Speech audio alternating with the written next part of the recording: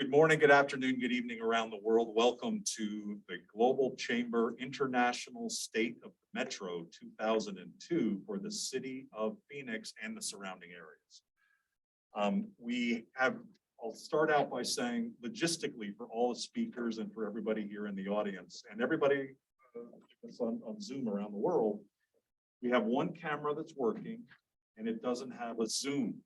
So we've moved the podium to the center. So if you're speaking, you could speak way back here, but that camera there will make you like a little bit of a dot. So I thought this was really cool because one of the first things that Dr. Khagram did a few months before the opening was give me the private tour. So that's been kind of like the highlight of my years, the private tour from Dr. Khagram of Thunderbird before the opening. And there are a few things that I saw that were really interesting, but one of them was the concept of having students, instead of like back when we had carbon and we used carbon on paper and things like that in my day, we actually, instead of having students sit and watch professors in a big classroom with like 500 people and listening to a presentation, which by the way, now you can do on YouTube, right? Or you can do wherever. Why do you need to go to college to do one of those when you could do something like this where the students could be in tables and they've already watched it.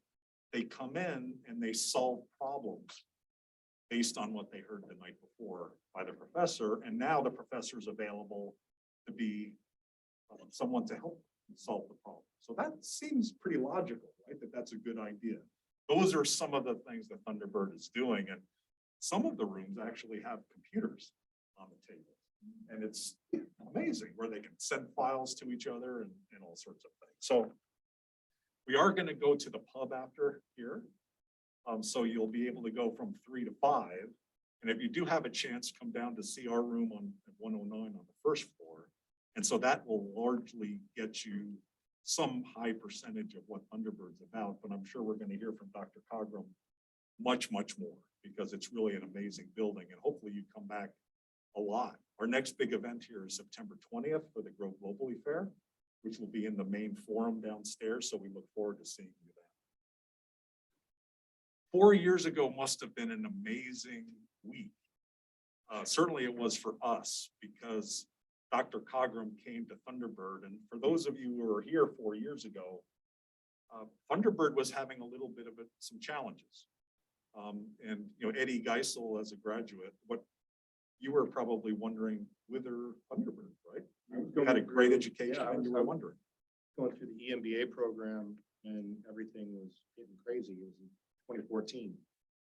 And we didn't know if we were going to have a Thunderbird, which is really disheartening when you're putting that much effort into something so important. So thank you. So 2018, Dr. Khagram comes and a couple of things happened that were amazing. One was he arrived. And he brought with him a management style and a leadership style that was able to cut through all of that and bring together many different opinions about the future for Thunderbird, along with being part of ASU and maybe potentially losing the brand. There were all sorts of factors that were at play, all seem to have been resolved, and then we got this building as well. The other thing, by the way, that happened that first month certainly was Dr. Khagram said, hey, you know, I think I'm ready to go out into the community. What's going on out there? I'd like to go out and see something. So the first event he went to was Global Chamber, which was very lucky for us because I think certainly we saw, and fortunately he saw, the synergy between what Thunderbird teaches students and they go out into the world to be more global and unstoppable, and what we do on a daily basis, which is helping our members be the same thing. So Dr. Khagram, thank you for the collaboration. We love what you're doing. Please stay forever. And would you like to kick us off?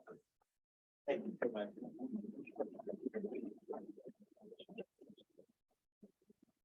Is this guy the best or what? How about that round of applause?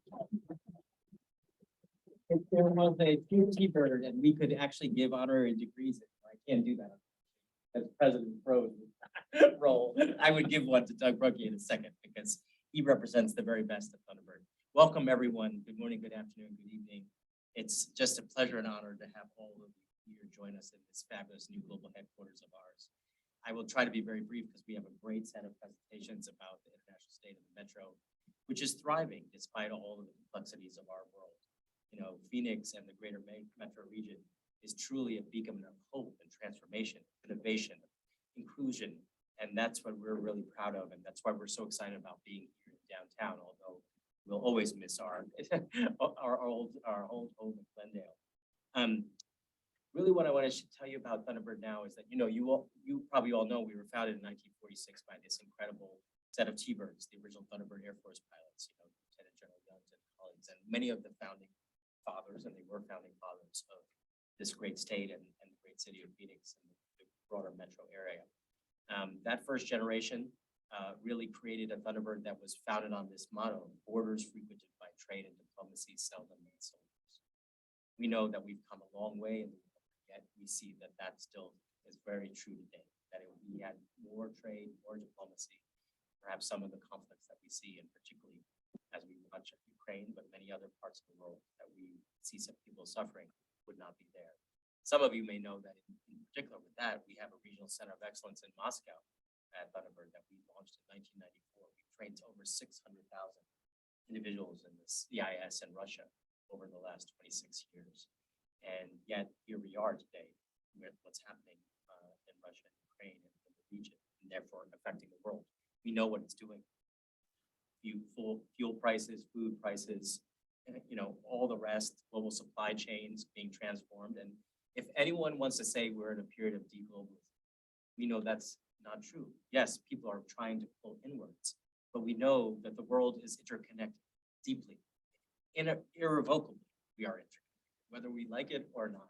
And we must embrace this. For 76 years, Thunderbird has been committed. Our vision is a world of sustainable and equitable prosperity and peace, one of inclusive and sustainable globalism. And we believe that a globalism 4.0 definitely is not only possible, but absolutely essential.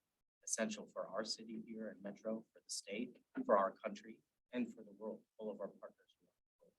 We have, as you know, 50,000 alumni in over 140 countries around the world, as many CEOs as any Fortune 500 companies, as any business management leadership school in the world. But we have leaders of government agencies, international organizations, nonprofits, all around the world. Thunderbird 4.0, which started 4 years ago, and I want to thank Doug and the Global Chamber because they were welcoming me.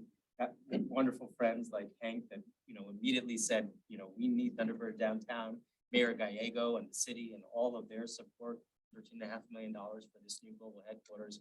Our commitment was to help and support Phoenix, the metro region, and our state to truly be a global model in every way. Innovative, technological, inclusive, prosperous, and truly sustainable in all of its aspects, you know. And we're making incredible progress thanks to incredible leaders like all of you around here. So over the last 4 years, there's some slicks that we'll pass out into you in a second.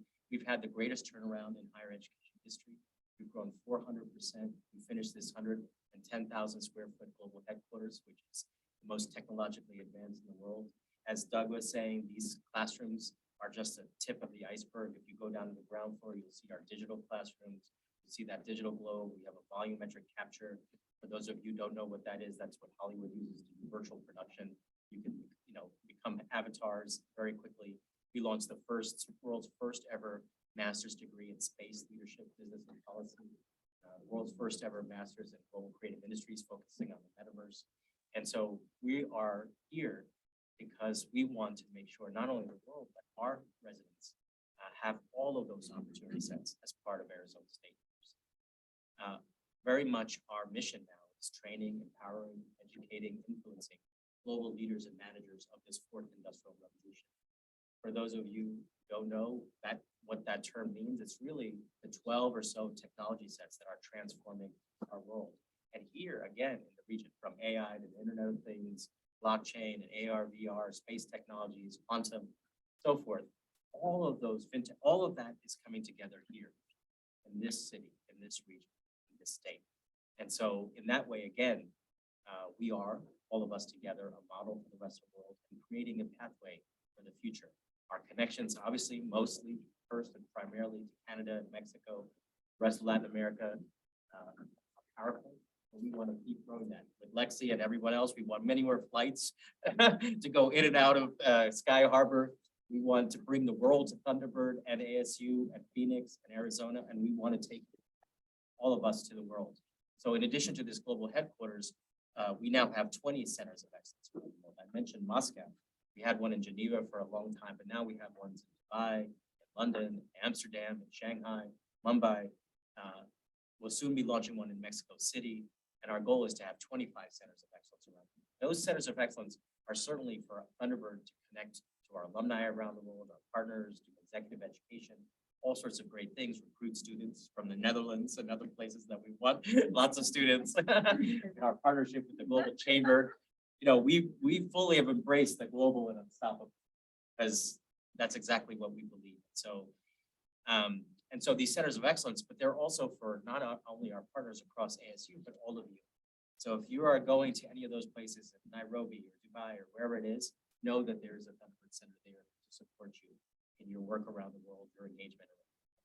So we've come a long way, but the most important thing I want to end with is that it's our partners here locally, starting with the Global Chamber, City, Mayor Gallego, you know, GPEC, Phoenix Committee on Foreign Relations, and we've brought everybody together under a very important initiative called Phoenix Global Rising.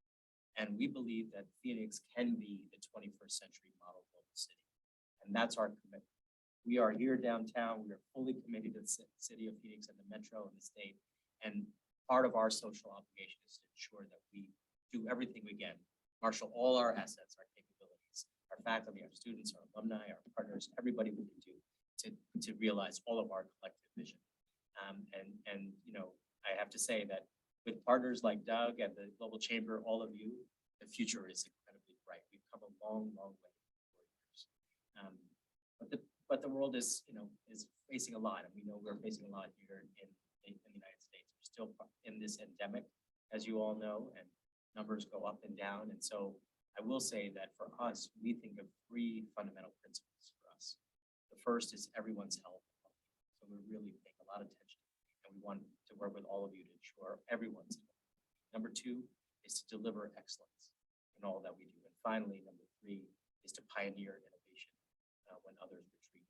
And that's what we've tried to do. So as you all know, Thunderbirds like to have a lot of fun. We can't wait to welcome you up to our 5th floor pub. We couldn't have a Thunderbird without a pub.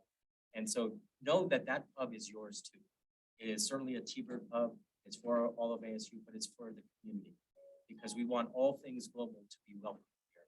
And that's all of you. So it's our honor and privilege to partner with incredible leaders like Doug at the Global Chamber, all of you, and know that we are here to support in any and every way that we can. So thank you for joining us. There's some information that we're passing around for you.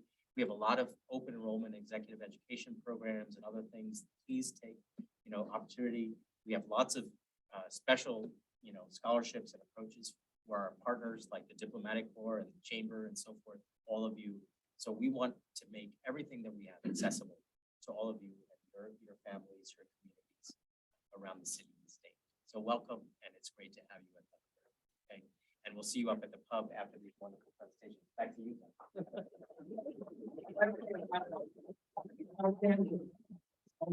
one of our great leaders here, and now a professor of practice with us here at Thunderbird.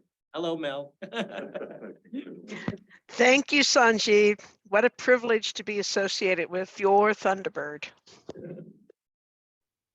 For all those that are on the Zoom call, we've got Mel is, I think, the only speaker on the Zoom call, but then all of you who are not visible, feel free to ask your questions in the chat area. And Cesar, who is our, as you know, my partner with Global Chamber, is in Puerto Rico, and he'll be able to take your questions, and we'll be able to hopefully have some time for that.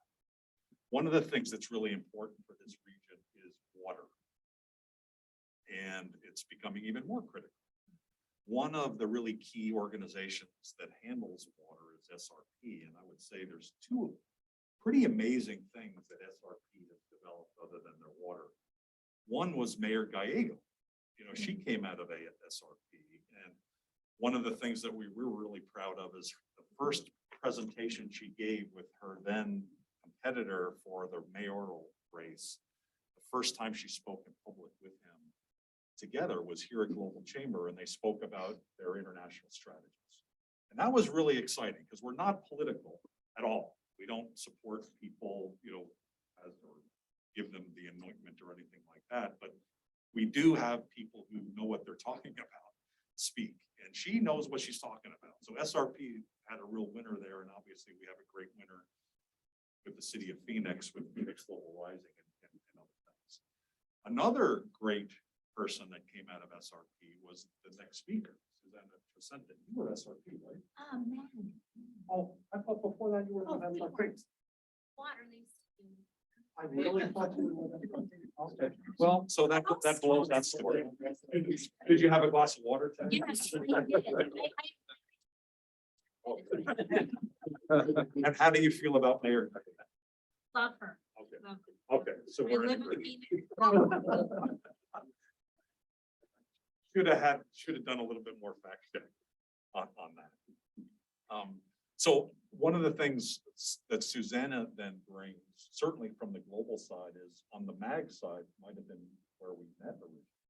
And then with Susana, she's overcome a lot because she ended up, as we know, with the city of Peoria, and a couple people that she looked at as mentors were Hank Marshall with the city of Phoenix and Rick Buss. And somehow she survived to be, not just capable, but amazing. And I think it might be because of Mel, because Mel is also one of Susana's mentors. That's correct, right? Right. Did I get all of Yeah, that right? yeah. And what do you think about Mel? She's doing great. She,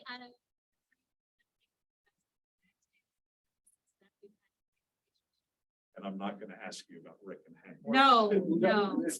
And in fact, they're going to get a rebuttal. So every year we do the International State of the Metro. We actually started with a guy named Rod Miller at GPEC back in 2007. And every year we've had people like Chris Camacho and others do it until a guy named Rudy Vetter with GPEC developed the report card. And then Hank said he was grading too easy. So Hank took over, and then we kind of went back and forth with the different cities. And this year, first time for Susana, she's giving the report card. So we feel really great about Susana. I think she's going to do a great job. I'm going to guess that these two will give her all sorts of pushback, and Jeanine will probably be amazingly kind and knowledgeable. So I think those four, in terms of the economic development community, were well represented. So Susana, take it away.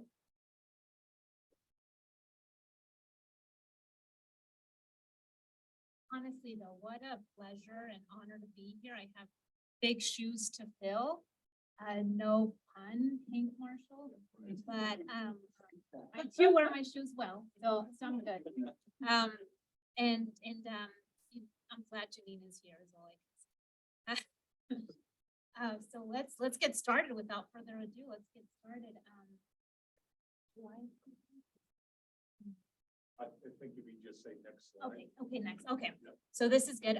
So in 2012, the International State of the Metro officially started with this grading rubric that we have here. So in light of 2020 events, we actually added number 7, resiliency and agility, and number 8, virtual effectiveness. And we really kept it on this year because this year we're talking about 2021 and 2022.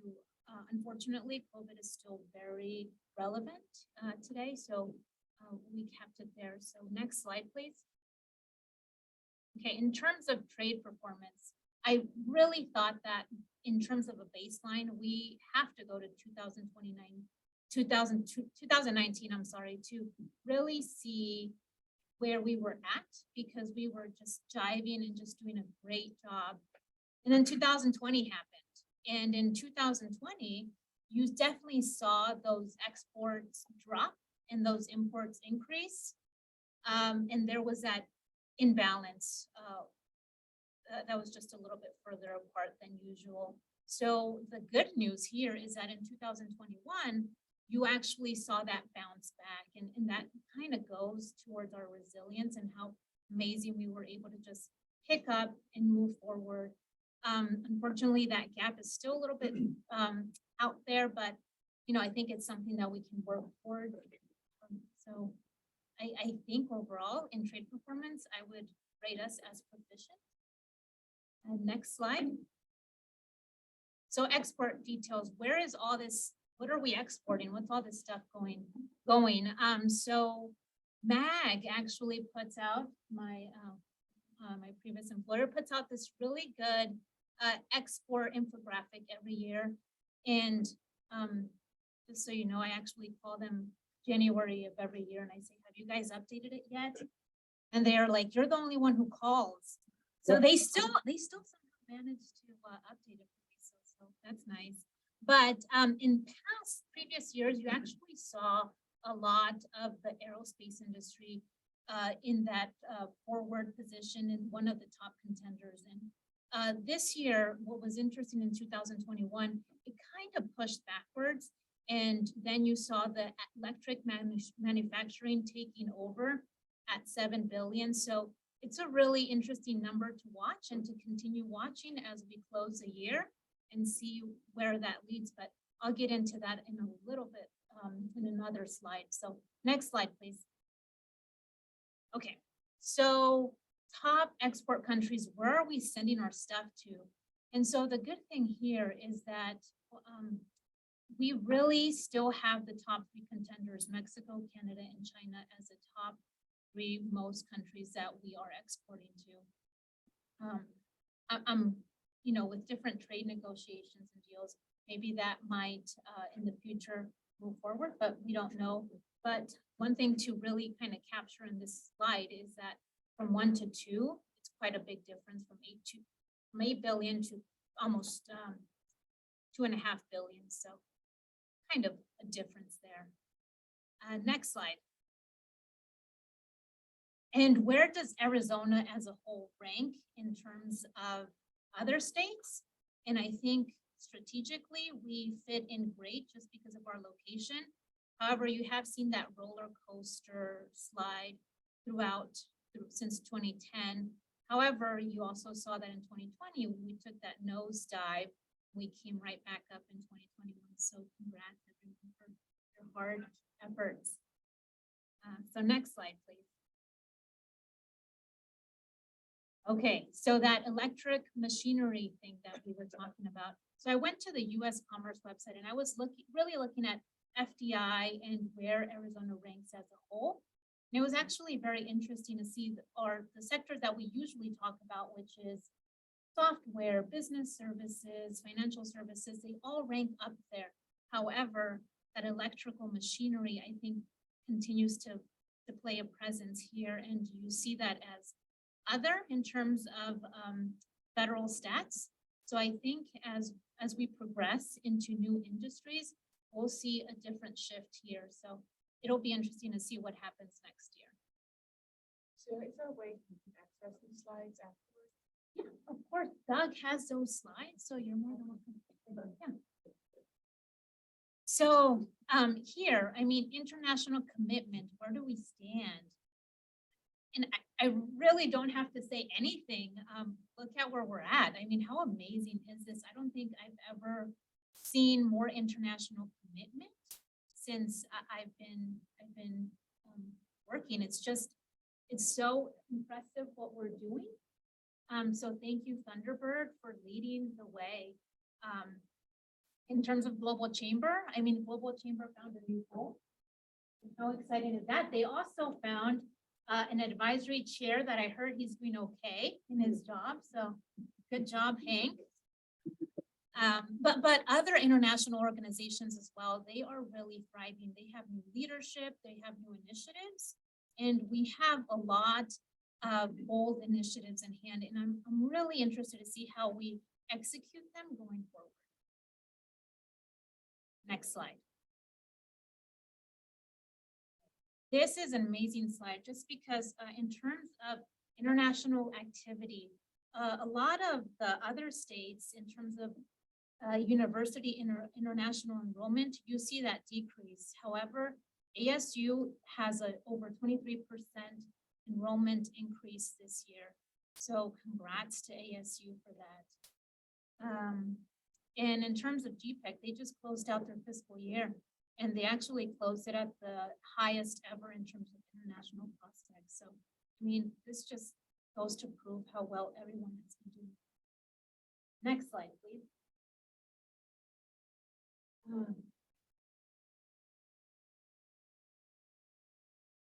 Integration of international activity. So really, when the housing market happened, the whole recession happened, we as a whole really sat down and really wanted to diversify our economy and our industries. And we've created a lot of healthy clusters in that. And we mentioned those in just previous slides in terms of financial institutions, banking, IT services, aerospace. And I think this past year, one that has really kind of resubmerged and has really gone to the top is the semiconductor industry. And I think we're kind of seeing that in the data as well. So I think any good economist would tell you that a diversified economy is a healthy economy. And so I really hope we keep that in mind as we continue to move forward in these industries. So next slide. Resilience and agility. I know you guys think about workforce when you see this slide. Maybe not. No? Okay. Maybe supply chain issues. No, the elephant ordered the pool but got the ball instead. I'm still working on it. No, but honestly, it has been a struggle though, since 2021. I mean, we were hopeful. The vaccines came out. We really thought it was going to change things. And then middle of 2021, you had the Afghanistan struggles. At the end of 2021, you had Omicron come up, and then 2022, COVID continued. Unfortunately, Ukraine-Russian war began, and our supply chain has continued to be depleted, as has our workforce. So all that being said, we still have managed to push forward and push ahead, and we have done such an amazing job. And I don't have to say it, these numbers speak for themselves. So really good. Next slide. Virtual effectiveness. So this is the last slide in which we have a new metric. And honestly, last week, you know, I work in government, and government may not be the most innovative by far, but we had a meeting, a last minute meeting with the international company. We sent out the link and we were able to meet in 5 minutes and get business done and move on with our lives. And I think that speaks to virtual effectiveness. We are able to use what we have, our resources at hand, and we're able to use them very completely as a whole. And in 2021, Global Chamber had over 500 meetings. And I think overall in 2021, I think the key word that I would use is adaptability. We really have learned to manage and move ahead in a very successful way. So big congrats to everyone here. So next slide. Okay, so that's my overview in a very quick nutshell. I think overall we are doing great. Like I said, we have a lot of great initiatives on hand. I really am very interested to see how we use them going forward and how well we do. And with that, I close my remarks and I thank you for your time.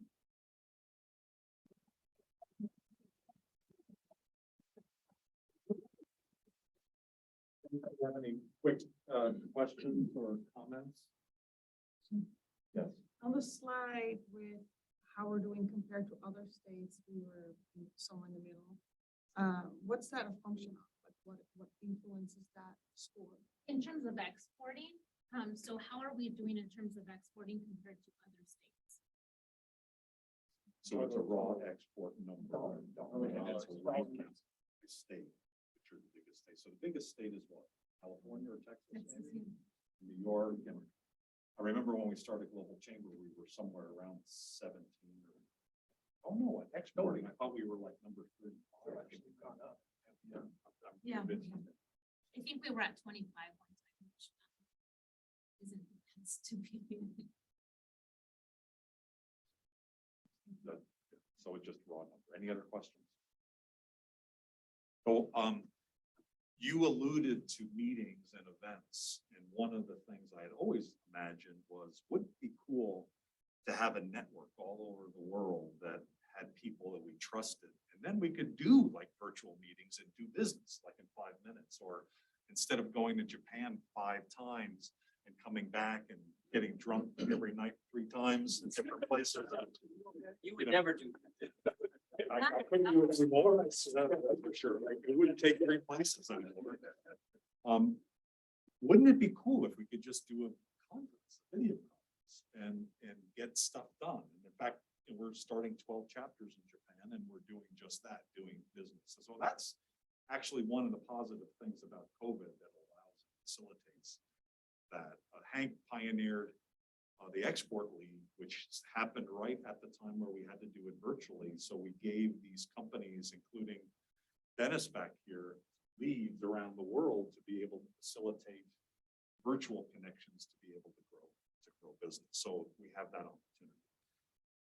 Trust is a key part of that to be able to do it. And we give Hank a hard time, but it's because we like him and he's a nice guy and we trust him. So Hank, thank you for all that you do and we really appreciate it. Would you like to come up and give your official rebuttal?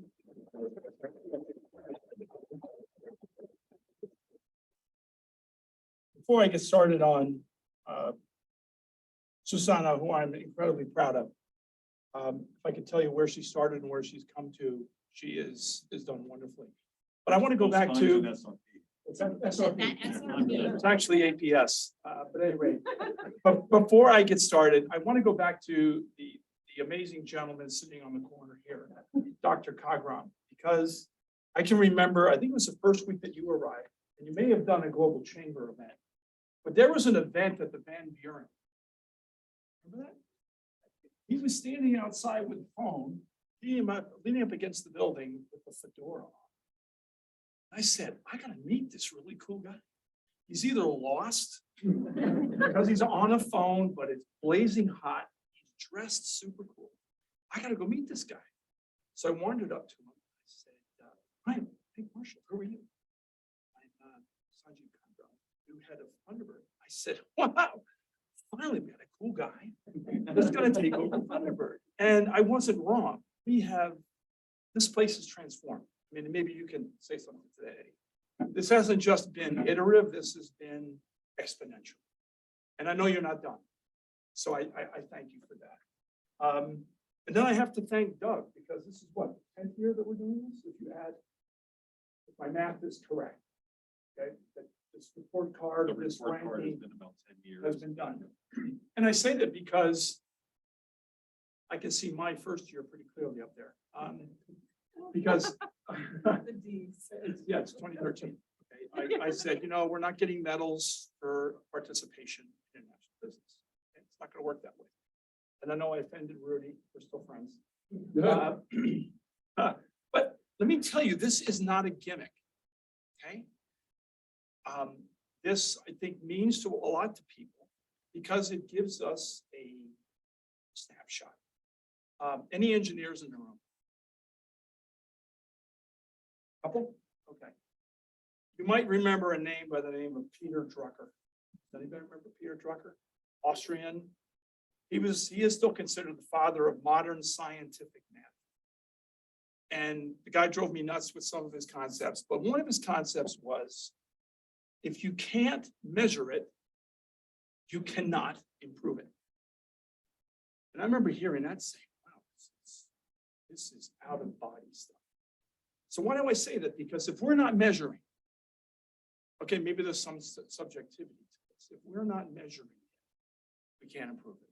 Now you can see, I think we've made progress, and I think as I get into some of the things that I think you commented on, I think we've made improvements, but I'm telling you, it's not the time to take the foot off the gas pedal. It's not time to pat ourselves on the back and think, job done, because we're still ranked, what, was it 21st? Yes. There's a long way to go. And those numbers get really, really high if you want to get in the top 10. Okay, but that doesn't mean we can't do it. We can. I firmly believe that.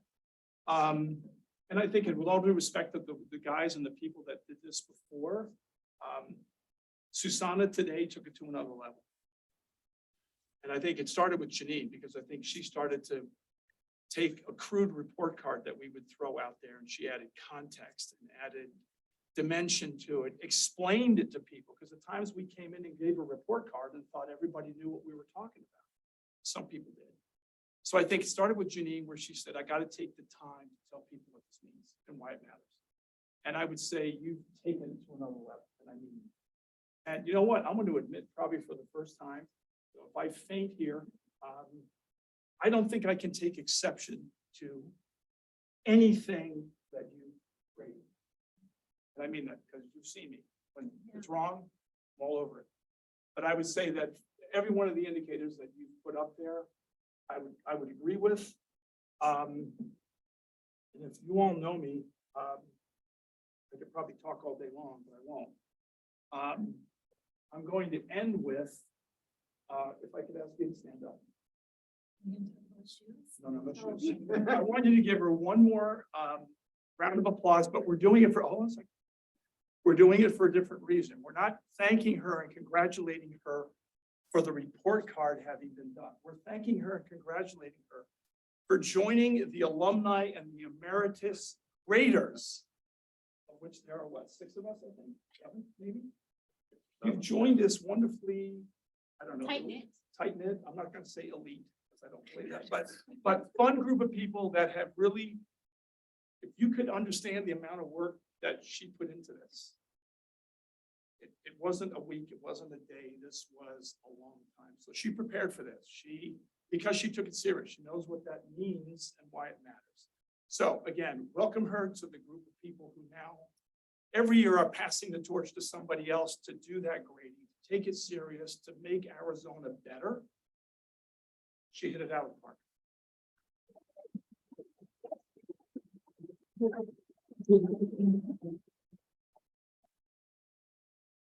Can I make a offer for next year?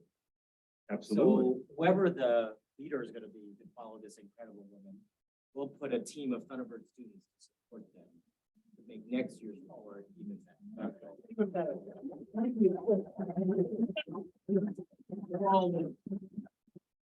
Absolutely. I'm glad you pointed that out about Jeanine, because I agree. I mean, you guys, it was like you and Rudy and a few other guys, and it was just like until Jeanine really kind of wrapped her head around it and then articulated it. It really reached to the next level. Before I do introduce Jeanine, though, I want to say about in my time, I actually have about 30 hometowns that I've lived in around the world. I'm just really fortunate, but I've actually lived here for quite a while now. And I think about people that have really made a difference. I think Dr. Crow would be clearly one. Transformed in so many ways the region. I think Sanjeev has transformed it and is continuing to transform because of Thunderbird. And without Thunderbird, what would we do, really? Certainly on the global side and beyond. Another person that I think really did something very significant that's hard to see sometimes is Hank, because he, through the ACA and through his work more recently with the city, he about a dozen years ago said, why are we fighting with each other? Why are we going our separate ways and trying to attract people to the region? Why don't we collaborate? And he seemed at the time kind of a lone voice around that. But through his activities with the ACA and the city of Phoenix, he really was able to pull people together. And you know, as I kind of go around the world, certainly through the US and really around the world, and look at metros and how the cities in a metro collaborate and work together, I don't think there's a better one than Phoenix. And I think it's because of Hank, and that adds to Phoenix global.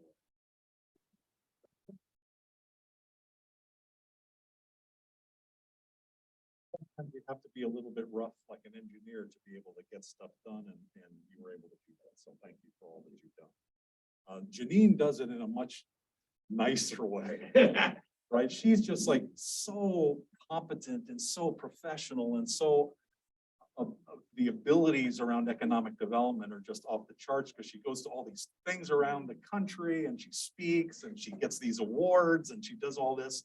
And then she comes home and it's like the soft hammer. You know, she just like gets stuff done in a very polite and professional way. And we really appreciate what you do. She did agree to do next year. So it sounds like there'll be a team of Thunderbirds. We'll introduce a team of Thunderbird students to surprise if they haven't been out there yet and have them work for you. But would you like to give your rebuttal or any comment that you'd like to make for next year's? Jeanine Jerkovic from the City of Surprise.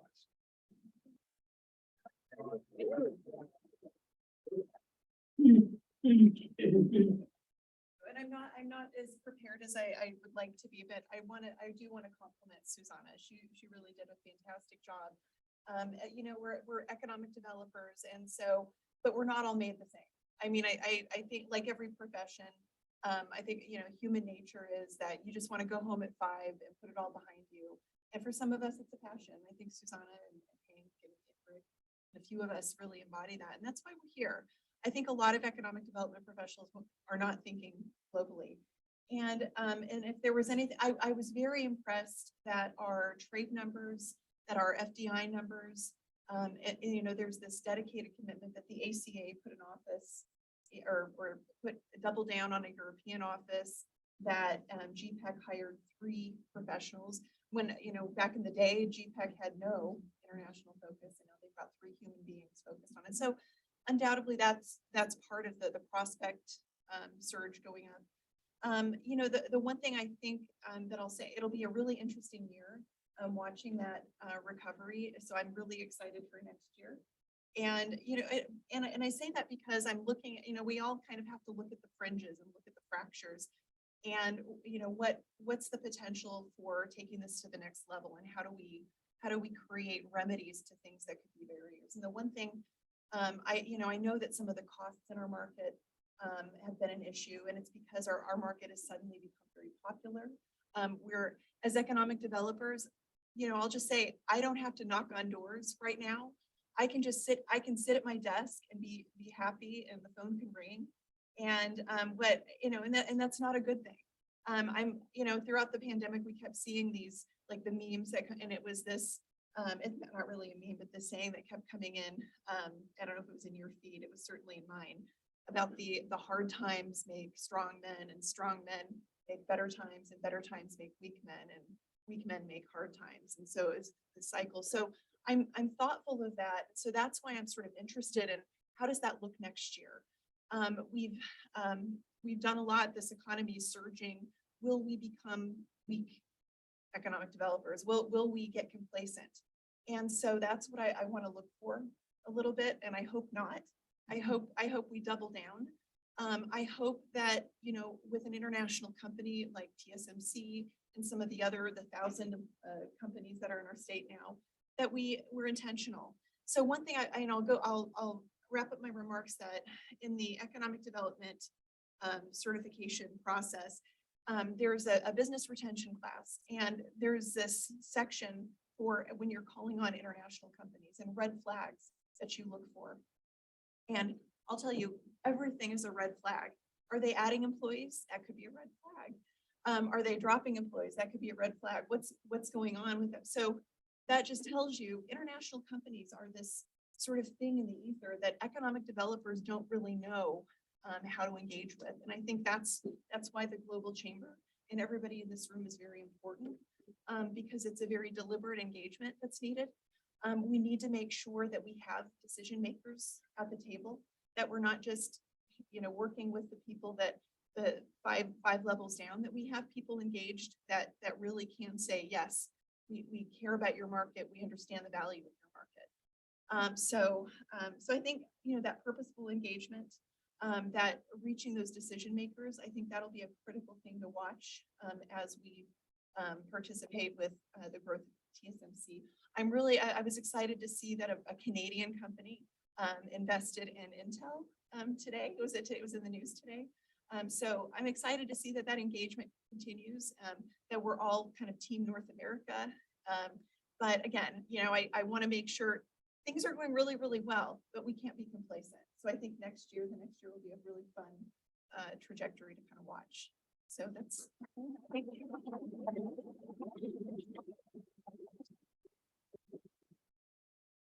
One of the key aspects of that is having flights that come in and out direct ideally. And Phoenix is a little bit below average on that, but Alexandria is working on making that better and different. So thank you for all your efforts and your work. How long have you been in your role? 2 years, a little over 2 years, but it's my second stint at the airport. I was originally there for 10 years. Okay. And did you ever work at SRP? But I do drink water. Okay. Yeah, thank you. Tell us a little bit about your progress. Wonderful. Congratulations. Thank you very much. And yes, absolutely. I actually just finished my coursework through the Executive's Masters of Global Management program with Thunderbird. So thank you. Happy December. You all are invited. I hope you don't mind. I just invited everyone to the graduation. And thank you very much to Dr. Khagram for not only a stellar education, but also your support in my efforts with international flights, because it really does take a community in order to be able to communicate the growth and the massive investment that is happening in the valley to the airlines. I call it the 3 Cs. I call it, I need help in collaboration so that I'm able to capture the information, the growth, and then I can communicate with the airlines. So like Doug said, my name is Lexi Van Haren Pierce. I'm the Air Service Development Manager for Phoenix Sky Harbor. And what that means is I work with the airlines in order to add destinations, to add frequency, to add capacity to the Phoenix market, really with the goal of making it so that we're able to fly where you would like to more easily. I believe I have a couple slides that we're going to put up in a moment. Could we see the slides?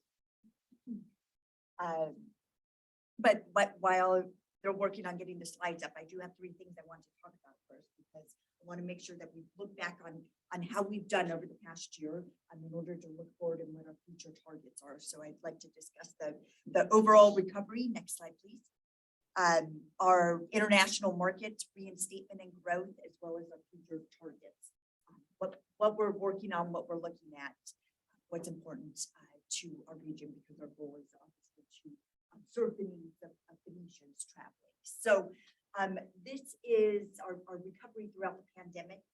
Phoenix has actually at times led the nation in large hub passenger recovery. What this means for network partners when I meet with the airlines is that Phoenix is that bright spot on the map. Like Jeanine alluded to, they're already, they all come to the table when Phoenix shows up. So they already know about Phoenix. It's really about capturing that information into sustainable action. Next slide, please. So this map shows 14 airlines during the pandemic since March 2020 have added 58 new routes. And that's the most routes we've ever had added in such a short period of time. You can see a majority of them are domestic, but it's really important that we are able to prove the strength of the Phoenix market in order to go to international airline network planners and talk to them about, okay, look at our load factors. We have 85% load factors with 53 new routes. That really showcases that the Phoenix market, the market has the income in order to travel, the business travel, as well as the economic growth to sustain what can be a $90 million investment for an international long-haul flight. Also notable is our expansion in Mexico. Southwest during the pandemic started their first ever Mexico service from Phoenix, which was really exciting. And American actually added 3 Mexico destinations, Laredo and La Paz, which originally were seasonal, but are now year-round, and Culiacan, Mexico as well. We also gained 4 new airlines, 3 of them just recently. So it's been pretty busy. Next slide, please. So having talked about Mexico, I'd like to talk about our other reinstatements that we've had. Our European flights are now back, which is wonderful. British Airways actually came back in August of 2021. And Phoenix was ahead of many of their other US markets because of the strength of the Phoenix market. They originally came back with a 777, which replaced their 747. And because Phoenix has done so well, they are now serving the route with an A350-1000, which is a larger, nicer aircraft. Has anyone taken that flight? Oh, you got a bucket. Great flight, great flight. And then American Airlines has also resumed their daily London flight. Condor has resumed to Frankfurt. And we're also seeing the resumption of our Canadian destinations. But Canada, we're seeing some exciting capacity. Air Canada is actually very bullish on the Phoenix market. And so they are increasing their service, their capacity, and their aircraft size to Toronto, Vancouver, Calgary, and Montreal. And Montreal was a destination that just restarted in May. And when that resumed, Air Canada resumed Montreal, they did three main things. They said that the service was going to be year-round before it was seasonal. They brought their mainline product in, which before that it was the Rouge product. And they also timed the connection. So it's easier for Europeans to connect to Phoenix and Phoenix to connect to Europe to really capture that market. They started in May twice weekly. It's done so well that they are actually going up to 5 times, which is really exciting. Next slide. So I always like to show this slide. This is our top 30 world markets by passenger demand. This is past ticket sales. The light blue bars, the destinations with the light blue bars show where we have service currently. And then the dark blue is where we do not have service. So you can see a lot of the destinations that have been discussed before. European expansion is definitely a target of ours because of the demand is there and the ability, different aircraft alliances or airline alliances would work very well with that. And then Asia. Asia has been a major target. It continues to be a major target. And it definitely is now with all the incoming FDI that we're seeing with TSMC and Excuse me, so that number is a number of them getting there, but not from a Phoenix flight. They're getting there somehow else and they're coming back, right? Right, exactly. So that's a ticket. So if you purchased a ticket from Phoenix to Tokyo on American Airlines, would fly over to LAX and connect on JAL and then get over to Tokyo. And I could see that ticket data. There is an additional number of passengers above and beyond this, which is 8 passengers. And I do have some numbers on that as well. So that's if you were to buy your Southwest ticket, you go over to LAX, you buy a separate ticket on JAL and go over to Tokyo. But either way, and this is 2019 data, but that's what the airline industry has been using for international travel, just because of the anomalies in the COVID data. So next slide, please. Speaking of Asia, I actually went to Asia in June, and I met with over a dozen network planners in Asia from airlines from countries across Asia and the Middle East. Actually, Phoenix was one of only a handful of airports to be there. So great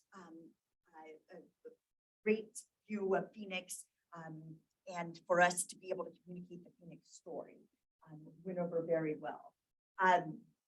One of the things, though, to keep in mind about Asia is the fact that a lot of countries are still closed, right? And so it's really important that we still continue to meet and engage with the network planners so that Phoenix is top of mind and they're like, oh yeah, I remember that one city that's getting those billions of dollars in investment when the time comes that their country is open and they're able to allocate. Next slide. And this is actually just kind of a map to give you an indication of the worldwide, how countries have rebounded. The green means that the countries have reduced or eliminated the restrictions for US travelers. And so you can see there's a lot of green except for Asia. Our main targets of Japan and Taiwan, those countries are still both closed.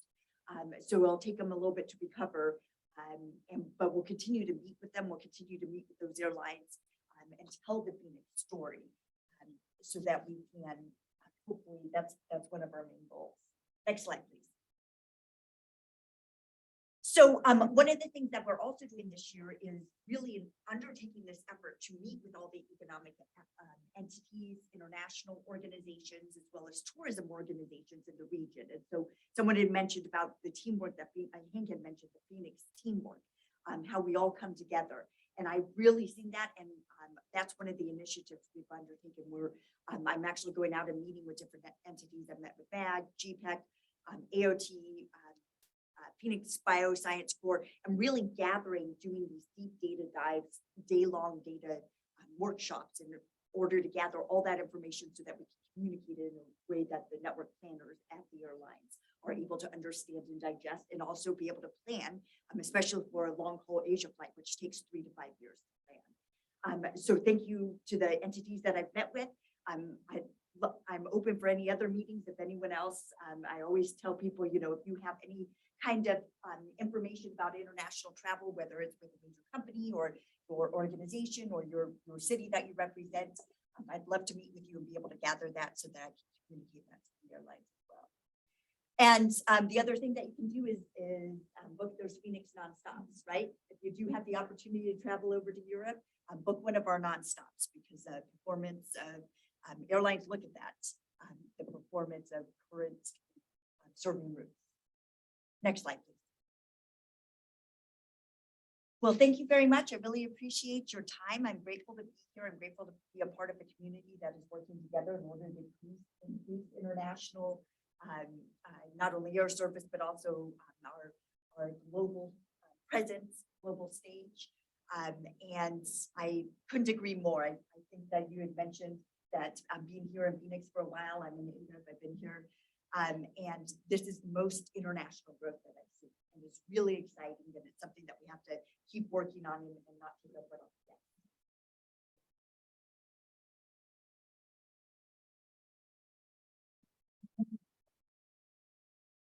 I have a question. Any questions? Have you guys thought about opening up another leg from Phoenix down to Adamasio, tap into, you know, further leg down into Guadalajara? It just seems like everything's going right over Sonora. Yes, yes, yeah. Couple of things. One of the main challenges we're facing right now is the fact that the FAA has downgraded the Mexican carriers so that they can no longer add additional flights or frequencies. And it's been about a year and a half done that, which they've done this in the past, and it's usually taken 6 months to get back up to the category where we can add flights, but they still haven't. So that being said, American flies into Hermosillo. Love to see a low-cost carrier, low-cost Mexican carrier do something like that as well.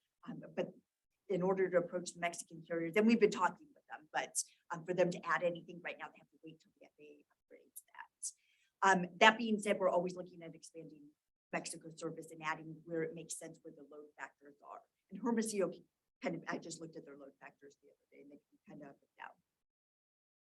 up and down. Okay. One more question?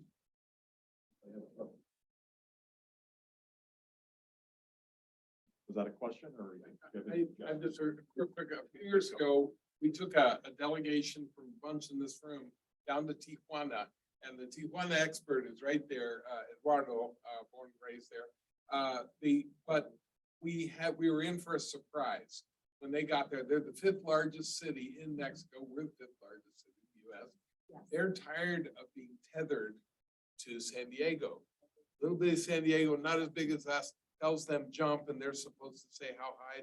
That got old many years ago, and they express deep desire to be more connected to the Phoenix market as a powerhouse that's more along their liking. They also said, we have 3 Asian flights to Rex that come out of Tijuana every day. If you could get a flight over here 45 minutes before our 3 flights leave for China or Asia, we would be a great connector for you for your route to China. We would love to develop that, for you. And they really wanted to have a stronger relationship with our market. And it kind of went like this, get everybody there, but it didn't really pop after that. And it should have, but I think, No, absolutely. I they're agree. still there and they're still ready if we want to come. Yes, absolutely. I've actually met with the airport there Oh, thank several times and discussed different opportunities. And I know it's really hard to do that when you have the bridge and, and you've got San Diego, but they would like it. Yeah, absolutely. Yeah, thank you. Thanks, Mike. Thank you very much. Thank you, Alexandria.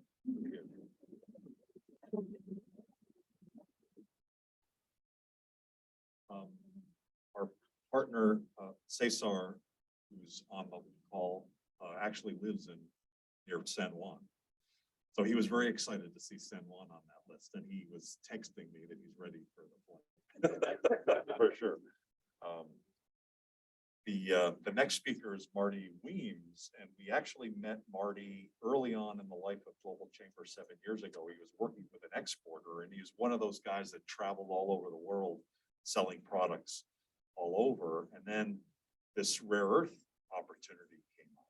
And you probably heard about rare earths, that it's kind of important with electric vehicles and all. And lo and behold, a variety of different firms that he's going to talk to us about. He's been successful in obtaining funding for them, and it's certainly a hot market. So we thought having Marty speak would make a lot of sense. Marty Weems.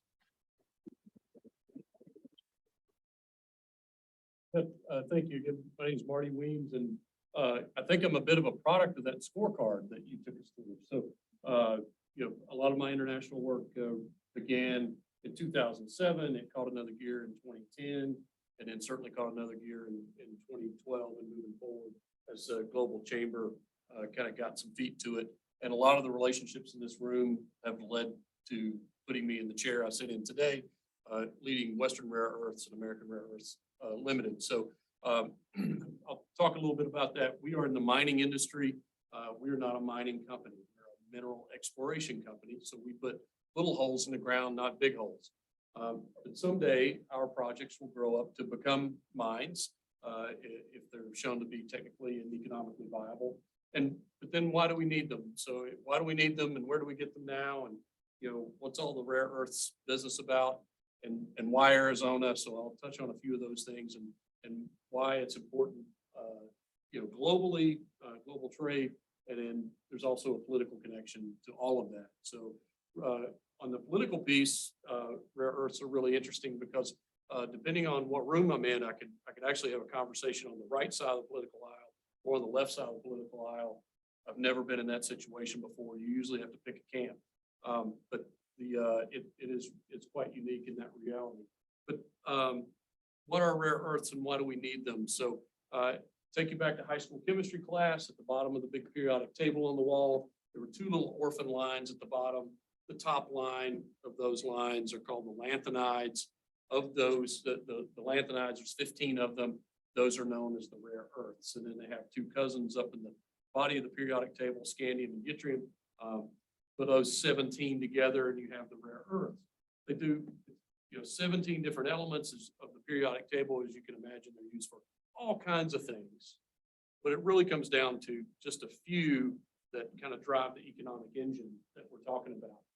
The original piece of that and where they became most known is actually as a cracking catalyst. So you have crude oil, you need to turn that into gasoline, kerosene, and jet fuel and all the things. To crack that crude oil, you use lanthanum and cerium as cracking catalyst.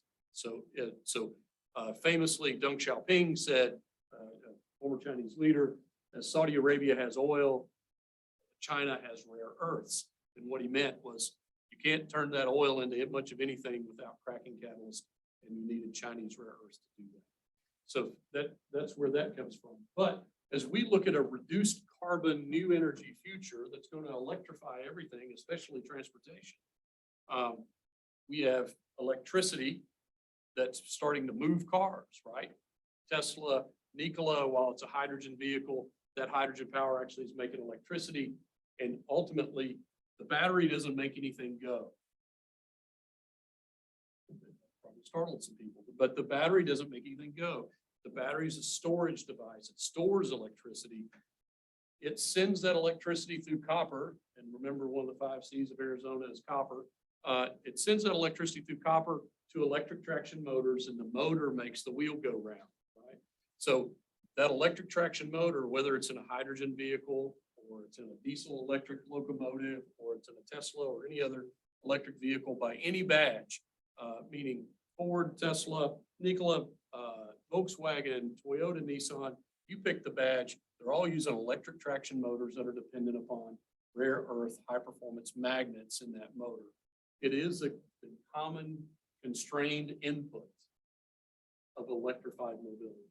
So while, and here we are in Arizona, where electric vehicles are being manufactured at a pretty extraordinary clip and growing all the time.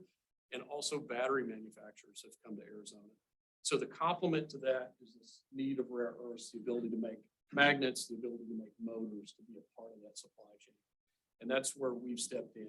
Currently, about 85% of the supply chain is essentially chokes through mainland communist China.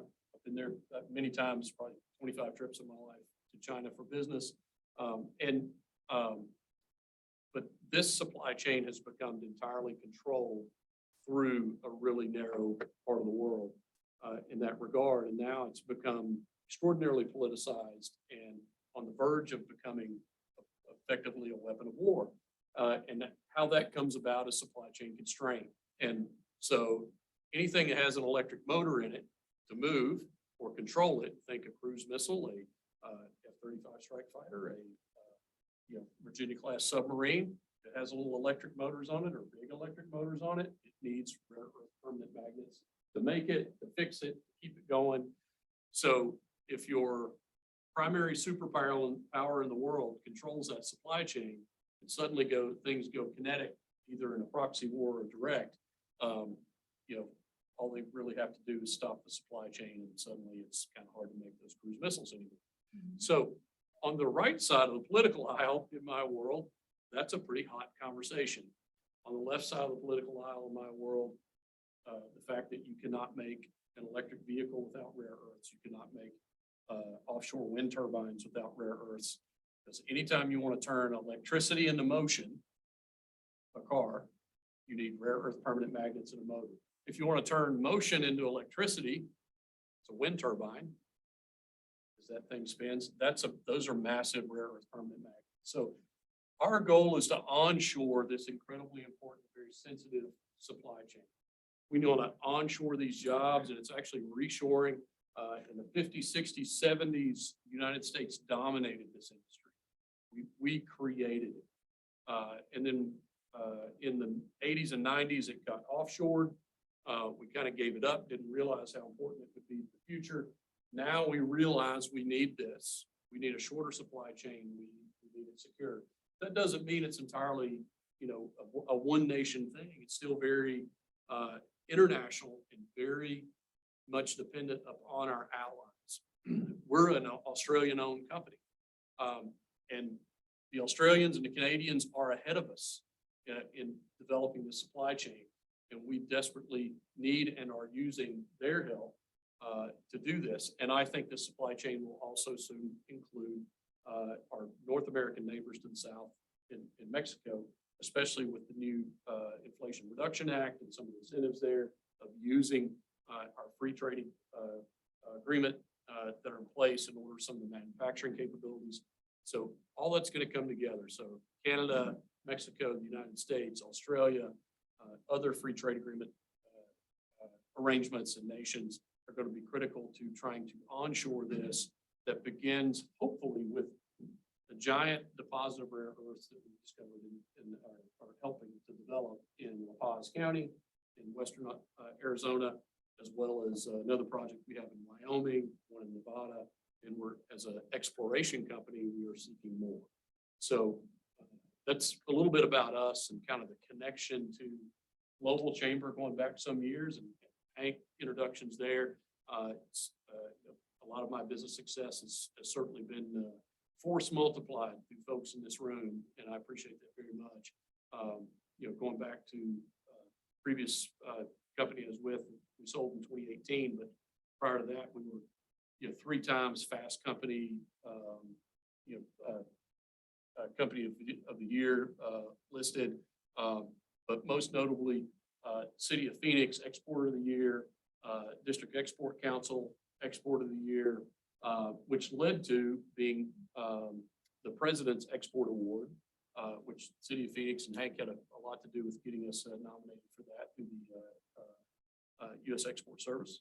So those have led to now needing to do things with a very global mindset to onshore, reshore hundreds of jobs, probably thousands of jobs in a supply chain critical to a reduced carbon new energy future for us that can all be right here in Arizona.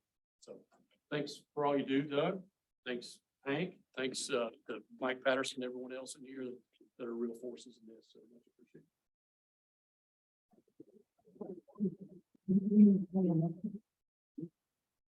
Alluded to politics a little bit, and the next couple speakers have a touch point, one stronger than another.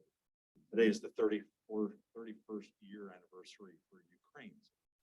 So congratulations to Ukraine for their independence, and certainly want to see that change and evolve within our own country. You know, things have been kind of interesting, you know, around things like democracy and like fundamental things that have kind of shaken us to the core. There are certainly things that I feel like we agree on, and trade seems to be one of them. Those people that talk about that globalization is dead, I think someone alluded to it earlier, actually Sanjeev did. It's not dead, and in fact, it's quite the opposite. It's evolving, yes. It's different, yes. It's not the same as it was, absolutely, but it's going to continue to expand and grow. And I think Global Chamber, I feel really good about what's happening in the world from the standpoint of the progress on the trade side. I think it's also important that we continue the dialogue with politicians so that they understand more how important trade is and be able to create laws and to support business as well as they can. That was not the case, I didn't feel 10 years ago when we had 4 mayors speak, including Mayor Stanton, 5 or 6 years ago. Their biographies, 4 mayors here in the Valley, there was one word that said international, global on the total of all their 4 bios. And the only one was Mayor Gilbert, Mayor Lewis, he had worked for Deloitte International. So the word international appeared, but none of them claimed anything international in terms of success. That's wrong, right? So we're way past that. We're to the point where I think all of our politicians get it. And I think we all understand that trade is important, that education is important, that immigration is important. We may disagree on the solution for it, but it's important. And the recognition that immigrants account for more than half of the unicorns in the United States. So there are reasons why we want immigration laws that work. There are reasons why we want democracy. And there's reasons why we want leaders like Catherine Miranda working for us, because she gets it. She's been in her neighborhood for so many years, and I've just been so in admiration for her work all these many years. We were connected through a connection on the mariachi side, actually. Representative Cesar Chavez, right? He's a mariachi singer, I think, right? As is one of our final speakers as well, with Mike Patterson. So have you guys ever had a sing-off by any chance, you and the representative? I think We sang one night at down at City Hall. Oh, okay. Oh, at the Mexico Independence. Okay. So that sounds like something we need to do maybe for next year or something like that. But thank you for all that you do. Thanks for how you advocate for education and the community that you're living in, and for all that you do. Would you like to say a few words? Come on up. Catherine Miranda, State Senator.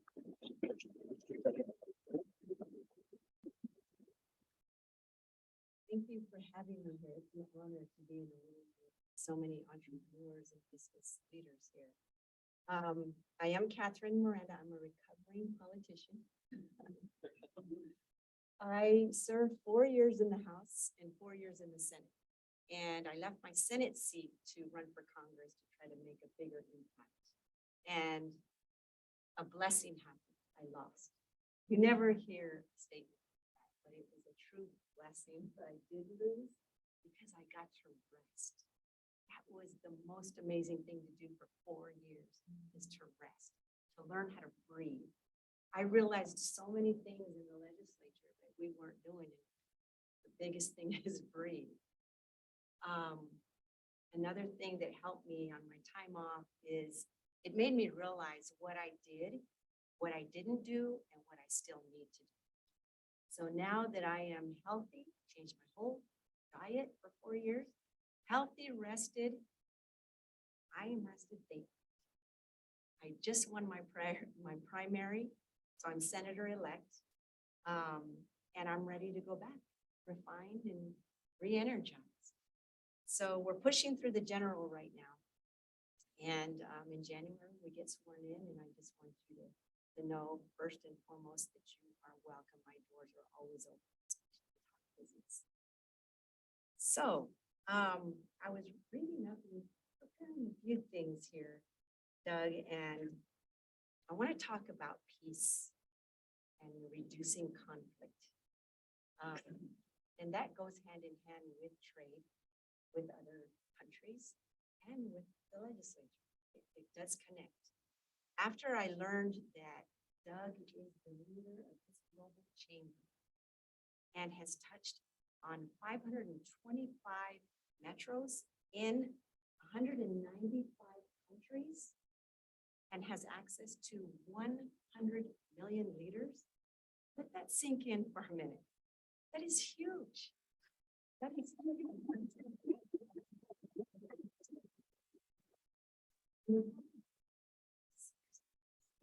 right here.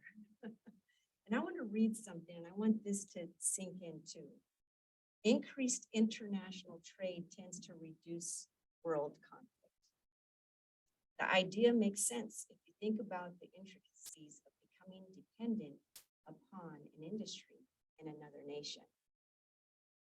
Nations will think twice about going to war against an adversary with whom they are trading. Nobody wants to lose their benefits of global trade.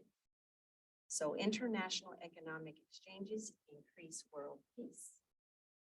So just kind of let that sink in and realize the power of this room, the power of this global chamber that can, I know first and foremost, maybe you're thinking, okay, trade, economic deals, economic development, that's absolutely. But next time you're meeting with another country, just think, how can we reduce conflict? How can we create more peace? Just with our neighbors in Mexico. The global trade with Mexico is by itself an incentive to solving the migration issues that we have. And you as business leaders, I need you. First of all, I need to get caught up on what I've missed the past 4 years, but I do need you as business leaders because I don't know who's going to be our governor. Whether the past president or the current president, whatever they have, there's conflict going on, right, at the border. But what I think is that we just need to change the narrative. Let's not talk about the negativity of people wanting to cross the border or the chaos of the border. Let's just change the narrative to trade. Let's protect the border to protect our trade. Let's talk about more ports of entry, more security at the border, more staff to protect our trade. So if we change the narrative, it won't be so polarized. So that's my challenge to you as business leaders, to just change the narrative. Because if we keep talking about bad people trying to come across the border, we're polarized. And Mexico is our friend, and we all know that in this room. We've done great trade with them, with jobs and our economy, right?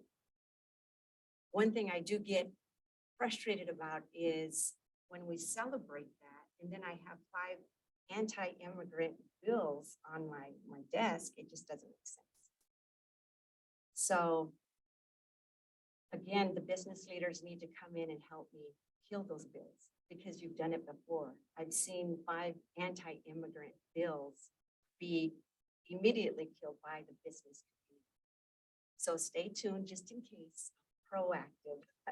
So just in case that temperature starts rising there, I'm gonna count on my businesses to come in and talk about economic development, talk about trade, talk about our economy. Okay, and another thing I'm gonna need you with. I want to create a business education conference. So all of you entrepreneurs, first and foremost, Doug in this global chamber, I want to invite you to this caucus to talk about our education, to talk with education leaders, because the well-skilled, well-educated people are sitting in our desks. Those are your future employees. So let's work together, and I'm excited, and thank you for allowing me.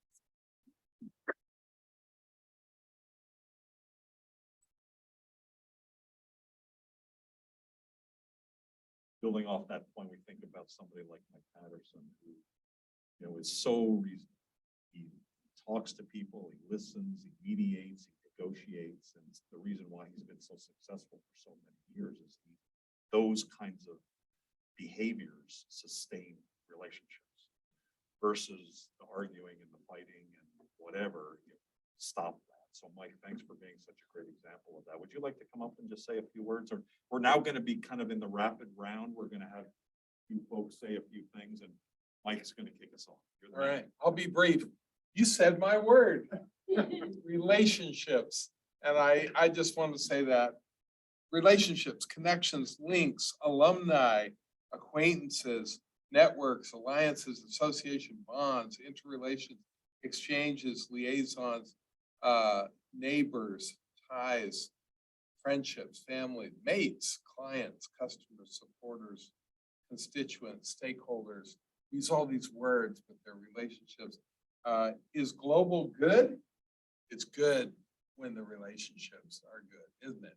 And all of you, what you do, whether you're doing economic development, whether you're a lawyer like me trying to solve a problem, it really comes down to have a good relationship there. Are we working at it? A relationship is a commitment. You don't have a relationship with someone if you're not going to be there at their meetings or be there when something big happens in their life or at the key moments. So I can't serve you cross-culturally and globally if we don't value each other and are humble and make sacrifices to each other in a relationship. It has been hard during these last couple of years, wearing masks, not being able to travel to you, to bow to you, to take your card in my hands like this and show respect, to hug you, to touch you, to give you the abrazo, to see your face. But we Zoomed, we texted, we WhatsApped, we WeChatted, we kept the connections, we kept our relationships, and we adjusted and figured out how to do that, right?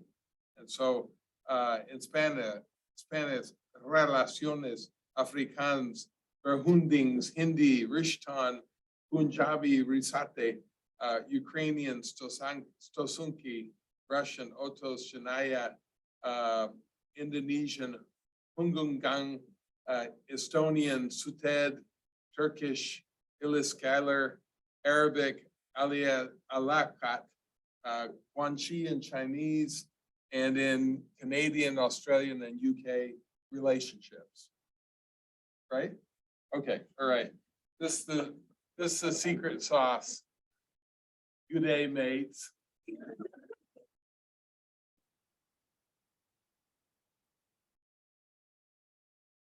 Part of that relationships, they don't all have Mike's speaking skills in the public.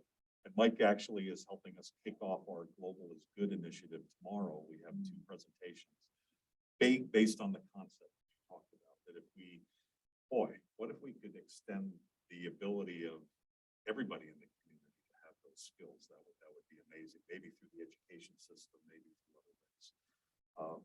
What you made me think of, that there are people who have the right heart, but they don't necessarily want to step out into public and say it. And one of our speakers is Tony Mangan. Does anybody know Tony here? You know Tony? So he's being on the west side. He's amazing. He's a longtime member of Global Chamber. He's building a cricket stadium in Goodyear. Wow. I think they need $50 million or something like that. It's a significant amount of money, and he is made a lot of money, but he's finding ways to pull investors into this idea. He was going to speak, and he had some investors from Australia actually, and that he wants me to meet on Friday, and he's not able to talk. So I did want to mention him, have him on your radar screen. He's got some great things coming. Doc Jones is another one who's certainly available to talk in public, but he's so busy with helping musicians and playing music himself. Thank you for all that you do with Global Chamber. Would you want to just give us a quick update on the Arizona International Jazz Festival? It happened. It did. There's an International Jazz Day, April 30th, and Doc, for how many years now? Since 10 years. He had the Arizona legislature, who can't spell jazz, right? sign a document that made it International Jazz Day in Arizona. And jazz appreciation money. This guy can get anything done. Congratulations. I will make it really quick. My name is Doc Jones. I'm part of an organization. UNESCO and Herbie Hancock started International Jazz Day around the world in 2012. 196 countries have been participating with us since then. I happen to be the ambassador for Arizona, and I've been uniting the state of Arizona around this day and this month. And I've been able, as Doug said, get a bill passed, which was ACR 2017. I see the senator over there. I think she was involved in that. Yes, ma'am, you did. The governor, the last 3 governors have supported what I've done. We got 10 mayors now on board, former and current, has been a part of this year. This was the biggest year we've had. Scottsdale Jazz Festival turned out just under 2,000 people, and we're growing. We had a coalition of 3 mayors, Mayor of Tempe, Paradise Valley, and Scottsdale formed a coalition to promote this day. So normally, of course, we need some help. It's big. New Orleans Jazz Festival in 2 weekends bring $300 to $500 million into the city, just to the city for the alone. And we on the path to getting there. I would talk more, but I'm gonna leave it there. If you can go to Jazz Day Arizona, Jazz Day AZ Foundation, or jazzday.com will get you to what I'm talking about. And then ScottsdaleJazzFest.org will do that. And that's my attorney back there, as well as Mike Patterson. Mike, you looking down, look up, come take a look. Mike is a great guy, and he's helping us a lot. So we need some support, and I'll be reaching out to a few people. Thank you. We know Mike is a mariachi singer. How is he with jazz? He's not bad at all. I just had him in the studio, and he did some Latin jazz with Mike, and he moved it over. Mike sings trio, not mariachi. Trio, the 3-person. Oh, really? Yeah. Well, how would you translate? Trio romantically, yeah. Romantic trio, yeah. Okay, fantastic. No, I had the same. Romantic at heart. Okay. Mel Sanderson is not here. She's not shy, but she is in Wyoming. And there she is. How are you, Mel? I'm great. I've been enthralled listening to this whole conversation today. So stunning. We went a little bit over, and we're going to be able to go to the pub, and we're going to have a beer for you upstairs. What are some of your observations, and what would you like to share today? Mel, everybody knows Mel. She came out of Freeport, McMoran. She spent 20 years in the Foreign Service. She was largely with Freeport because she knows everybody in the DRC, but she's so diplomatic and so smart and so strategic. And now she's actually working with Marty on his board and other boards to help guide them strategically through her global knowledge. Thanks for all that you do with the chamber, and of course, obviously, with all your other work as well. Thanks so much, Doug, and thanks for giving me a chance to contribute a couple of words from here in beautiful Casper, Wyoming. I would like to compliment a lot of what has already been said, and I would like to do so by following the wonderful example of Mike Patterson and picking a strategic word. And in my case, that word is positioning. I think that, as you said a little while ago, Doug, Arizona's changed a lot in a decade, and Arizona is now positioned for that launch that Hank mentioned, leaping towards the Big Ten with those kinds of numbers. We are, as a state, uniquely able to benefit from legislation. The CHIPS Act, which no one has mentioned today to my surprise, is going to be huge for the state of Arizona if we react to it properly. We are positioned to become a real leader in semiconductors and in everything else that's linked to semiconductors. The Inflation Reduction Act, otherwise known as the baby brother of Build Back Better, has so many aspects in it that Arizona is positioned to succeed from. Not the least of which, coming back to what Marty said, is that virtuous chain of the EV industry with the batteries.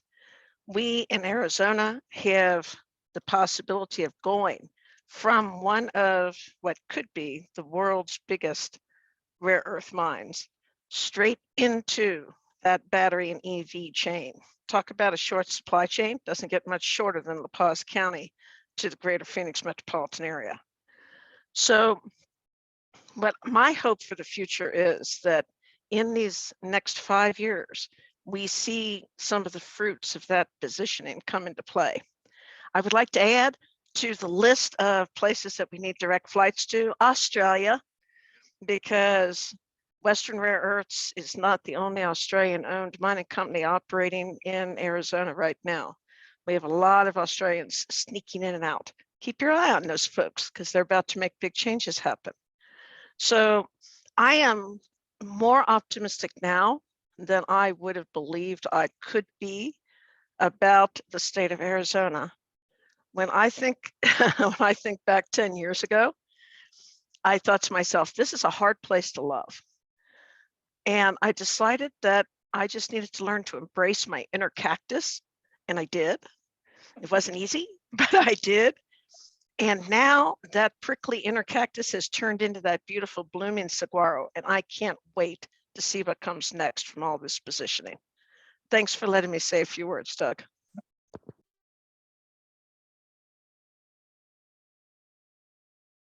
That inner joy, it's called inner choya. Inner joy. That was it, yeah. But thank you for overcoming the prickliness because it's certainly there. Speaking of positioning, positioned right next to me is Rick Boss, and Rick has given the report card before. He's involved in all sorts of things, including on the political side that I referred to earlier, and he's working for an exporter as well. So could you come up and give a few parting words as well? Yeah, thank you. So I work for a company called Tier Tactical. We're a body armor manufacturer in Peoria, and roughly 65% of what we make is exported, military and law enforcement. Just a note on the report cards, awesome job, both of you guys. They do so much research, they work so hard because when I did it, I went to the bar and used a dartboard. Like, yeah, that's about there. So they just, they care so much. And I think that's so much. We've talked about some common themes here about coming together. I think that's really, really important. Politically, you've talked about it, how that's important to come together and how that's driven by the business community. Honestly, that's how it happens. So I'm the director of government affairs, smack dab in geopolitical conflict. We, again, 65% of what we export goes to foreign governments. So Doug asked me to talk a little bit about an exporter's perspective. So I'll just give you some numbers. 1, 30, 10, 21st, and 65. 65% we talked about, that's what we export. We live it. We are the 10th largest MSA in the nation. Phoenix Mesa, we're the 10th. Yeah, we're 21st in exporting. So Hank talked about it before, we can't take our foot off the gas. There are no participation trophies to go. So we need to continue to have a little dip if we're starting to get better, but we need to continue so that we match up. If we're 10th largest, we should be the 10th largest exporter. I think Dad was here before, but the New York, New Jersey is #1 by far. Believe it or not, I was kind of shocked. And I actually did my research over drinks last night, so I'm pretty sure it's fairly accurate. But one of the things every year that we do this, I'm always shocked at this statistic that never changes nationwide. Less than 1% of companies export in this nation. We have 30 million companies in this country and less than 1% export. Exporting is going to continue to, I think, grow in the importance because of the geopolitical conflict, because of the uncertainties. A lot, you know, if you want to do business in a foreign country, you either set up shop there or you come here and you export. You know, I mean, Marty was talking about that. Reshoring, onshoring, A-shoring, whatever you want to call it. It's going to happen. And we've talked about things about inflation, supply chain, a little bit about workforce. This is my perspective on an exporter and the tie into workforce. We don't have the workforce, folks, and exporting is continuing to grow. TSMC's come here. That's essentially, even though it's a Taiwanese company, it's essentially reshoring chip manufacturing to this area. And, you know, Mel, the path is to return to the Silicon Desert. We were the Silicon Desert here for a long time. It's time to return there. Where are those workers coming from? We need to solve the immigration problem. And living in this world, I'm telling you right now, neither party wants to solve this problem. They want to make it a political issue, you know, for rhetoric every year. You know, I work for the CEO that I work for has had Mike Pence at his place twice. He's a huge DACA supporter. He's like, we've already trained them. Why do we want them to leave? We need these workers. So we need to come up with some common sense legislation that brings immigration here and bring a lot of these, frankly, kids that are here. The fab and lab workers are going to be at the TSMCs and the Intels are expanding. Folks are not here. Our company is actually opening up a facility in Texas because we can't find the workers. Believe it or not. So it is a challenge and it's something that we really, really need to work. It's going to get worse if we don't get our act together. So I know that's kind of a down on it, but it's a very, very real issue. And guess what? When you have workforce problems, that drives inflation, or it creates more of a supply chain issue. They all related. And it's not just a Phoenix problem, it's a worldwide problem. So I think it's really important that we step back and thank you for the invitation, because I will be coming and bothering you a lot, right? Because it's important. And if we come together, we can actually make these changes happen. Streamlining the immigration process. If you're already here, why can we not just find a way to bring you a citizen? If you're a defense contractor like us, you have to be ITAR qualified, which means you need to be a U.S. citizen. Why not create a pathway to have? And really starting with the kids in high school. Because 5 years out, think about this. I said it's going to get worse. What's it going to be like in 5 years? Those workers are in high school. Oh, you don't have a high schooler yet, do you? One high schooler, right? I was one. Yeah, so I was trying to student council. It's gonna be in the workforce in 5 years. What are we doing to prepare that person for workforce? And where you see the dearth of workforce is at the fab and lab workers. It's not necessarily the folks that have the 4-year degrees or the PhDs. It's the ones that have technical certifications, right? That gives them a pathway to higher education. You go to work for a TSMC, they pay for your education. And if you want to get a PhD, you've got a pathway, because a lot of the folks who are in this area can't afford it. So that's my soapbox on workforce. You've heard it before, but an export perspective, this is going to go hand in hand with the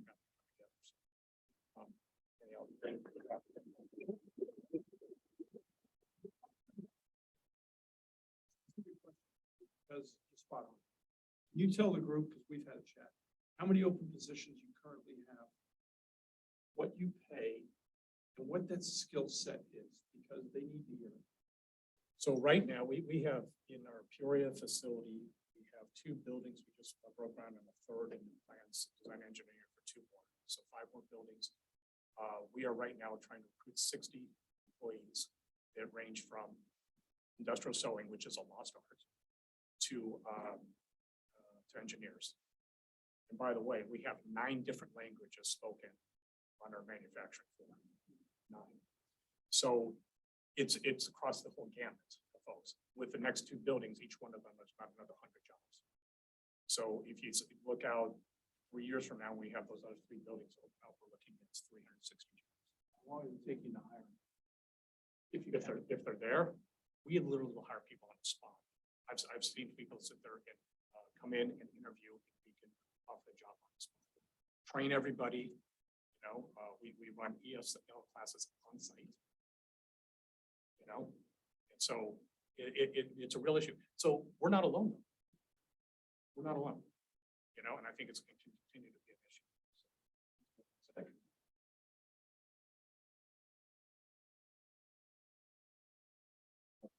More speakers, and I can't say enough about Dr. Joel Martin, who is our next speaker, because it actually segues quite nicely into labor.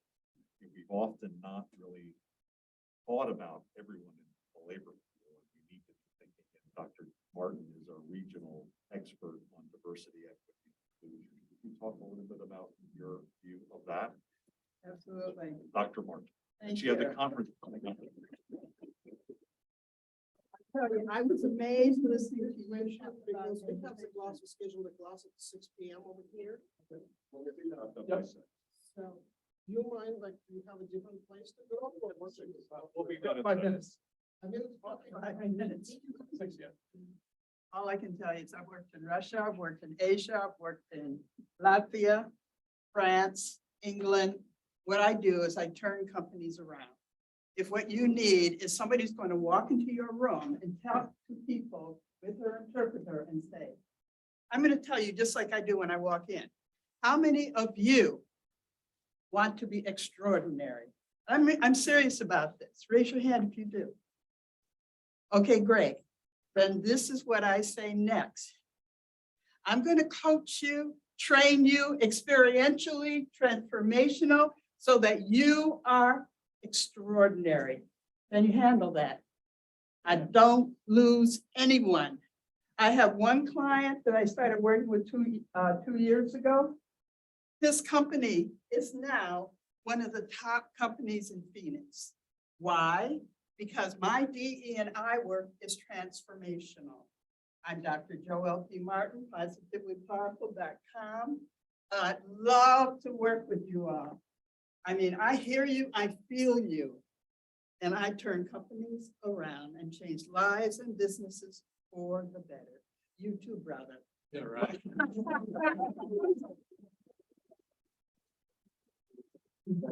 Before we end, I want to apologize that I mismanaged the time, but I thought it was worthwhile to hear from all these people, right? I mean, this was pretty amazing. I think unless I messed this completely up, there's only one more person. And I picked Jeffrey Garza Walker because he's the GOAT, greatest of all time in commercial real estate. And he's always positive. So I'm guessing, especially after a little bit of a Debbie Downer here. Yeah, right? The rain cloud came in, let's be the sunshine. Pick us up. I got 3 minutes, brother. We're gonna deliver this. Can't have a global tribe that thrives without a leader. And Doug has been our leader, and that's why we thrive in the global chamber. Thank you, Doug. I'll tell you this, for all the issues that we have, Phoenix, Arizona has been thrust into the spotlight of having to address that they are going to be the epicenter of what I believe is going to be the next shoring of opportunity in the United States with Mexico. It's happening now. I'm working with companies that are coming here. They want to be here. They don't want to be in Texas because the governor a little too anti. They want to be in California because there's too much. We already know what's going on over there. And New Mexico is trying. We love New Mexico, but they're just not Phoenix. And you got to add one more C, the chip, not the kind that you eat, chips that are going to be made. And although I agree there's issues with labor, there's a lot of things going on, make no mistake, people, Arizona is going to be the epicenter of what's going to happen. And when we get back here in the next, I'm saying 5 years, not 10, you watch that report card, you watch those numbers climb, it's going to be amazing to see what's going to happen because all of you in this room are what are making the difference. And that's what you have to remember. It's each one of us telling the story. It's each one of us working in our lane to get the flights directly because we keep talking about tourism. Tourism's great. I want to talk about business. How do we get Monterrey, who's making business decisions about whether I relocate here? If I don't have a direct flight, I'm not going there. That's what we need to be talking about because Mexico businesses are thriving and they want to be here. And on the flip side, we want to be there. And we're gonna be that conduit, people. And when it's all said and done, we're gonna have one hell of a pachanga when we get done with all this. So thank you.